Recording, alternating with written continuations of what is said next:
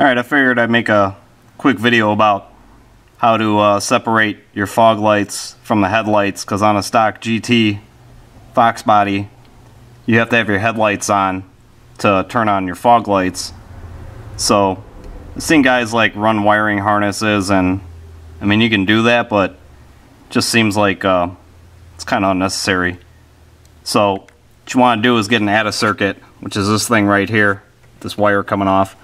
So the ATA circuit has got a slot for, see how there's two fuses in there?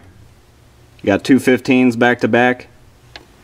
So that slot that it's in, like on this wiring diagram, it's number 8. So number 8 is for the radio. Okay, that's a 15 amp fuse.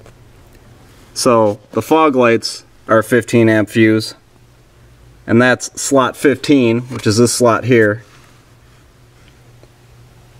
Okay, so this is the slot for the fog lights.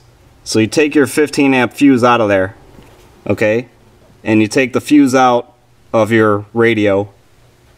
So you put the two 15 amp fuses in here, push it in to where the radio fuse goes, and then you're going to have to wire on a connector. Just get a blade connector and then put it towards the top. So what this is going to do now is it's grabbing power from this radio that's pretty much always hot, and it's going to give you power to your fog lights. So now when I flip the switch,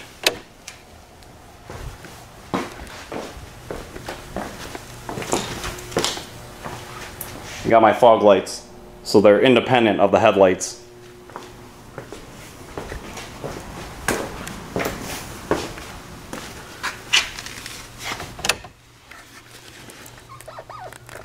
So like I said, pull that fuse off for the radio, put just crimp a connector on, like a blade connector, and push it into that top pin.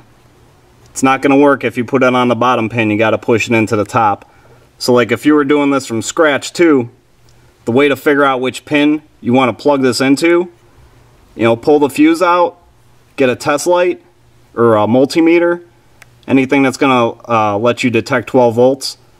So what I did to figure this out is I turned the headlights on, and then I probed both of those pins with the test light. So the bottom pin is the one that lit up the light. So you want to put it into the pin that doesn't come on with the light and doesn't give you 12 volts. So that's how you know where you gotta plug in when you do the ATA circuit. Alright, so this is what the ATA circuit looks like. They make them in different sizes, so make sure you get the right size. And then what I did is, you see that butt connector in there? Just snip that thing off, get yourself a little blade connector, and crimp it on there. And these things come with fuses, so I just grabbed the 15 amp fuse out of this thing.